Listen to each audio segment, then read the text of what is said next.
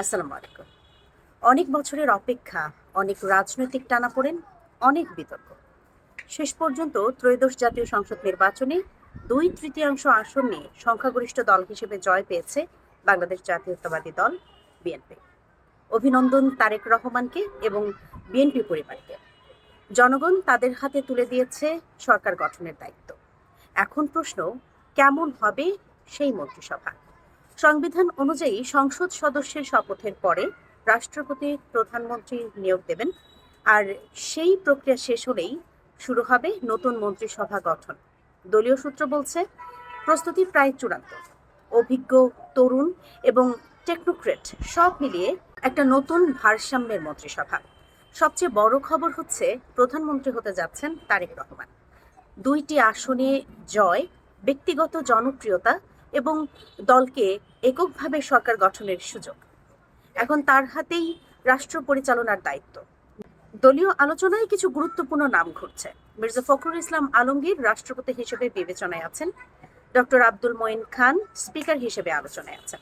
সম্ভাব্য মন্ত্রীদের তালিকায় আছেন মির্জা আব্বাস, যোগাযোগ মন্ত্রণালয়; সালাউদ্দিন আহমেদ, স্থানীয় সরকার; আমির খসরু মাহমুদ চৌধুরী, বাণিজ্য; আনম এহসানুল হক মিলন, শিক্ষা। এছাড়াও আলোচনায় আছেন গয়েশ্বর চন্দ্র রায়, ইকবাল হাসান মাহমুদ টুকু। রাজনৈতিক উপদেষ্টা হিসেবে বিবেচনায় রয়েছেন নজরুল ইসলাম খান। নতুন মুখও থাকতে পারে। তথ্য ও সম্প্রচার, জনপ্রশাসন, পররাষ্ট্র, স্বরাষ্ট্র, এই গুরুত্বপূর্ণ মন্ত্রণালয়গুলোতে টেকনোক্রেট অন্তর্ভুক্তির সম্ভাবনা রয়েছে। আলোচনায় আছেন Ruhul Kabir Rizvi, Ismail Zabiullah, Humayun Kabir, Shahid Uddin Chowdhury Anny, doctor AZM Zahid Hossain, advocate Fazlur Rahman. আরও একটি গুরুত্বপূর্ণ বিষয় হলো আন্দোলনের শরিক দলগুলোকে নিয়ে জাতীয় সরকার গঠনের যে ঘোষণা, সেটা বাস্তবায়ন হবে কিনা।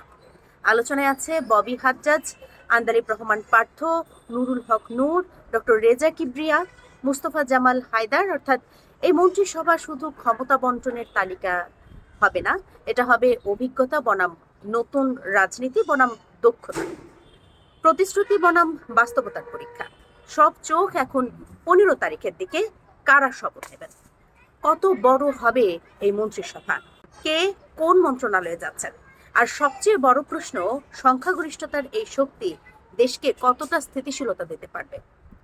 আপনার কি মনে হয় এই মন্ত্রিসভায় কাদের থাকা উচিত এবং সবচেয়ে গুরুত্বপূর্ণ মন্ত্রণালয় কোনটি হওয়া উচিত বলে আপনি মনে করছেন? এখন কমেন্টে নিশ্চয়ই জানাবেন। সংখ্যাগরিষ্ঠতার এই শক্তি এখন শুধু রাজনৈতিক অর্জন কিন্তু নয়, এটা একটা বিশাল দায়িত্ব।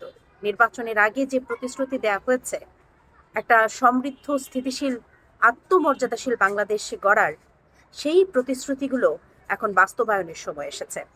জনগণ ভোট দিয়েছে বিশ্বাস করে। সেই বিশ্বাসের মর্যাদা রাখা এই সরকারের সবচেয়ে বড় চ্যালেঞ্জ। মন্ত্রিসভায় যেই থাকুক না কেন, যে দায়িত্বেই থাকুক না কেন, প্রত্যেকে যেন নিজ নিজ দায়িত্বে অবিচল থাকে। কাজে দেখাক দক্ষতা, সিদ্ধান্তে দেখাক সততা এবং নেতৃত্বে দেখাক জবাবদিহিতা। কারণ শেষ পর্যন্ত ইতিহাস মনে রাখে ফলাফল। এখন দেখার বিষয় এই নতুন অধ্যায় বাংলাদেশকে কতটা এগিয়ে নিতে পারে। আপনার প্রত্যাশা কি? কমেন্টে জানান। ধন্যবাদ।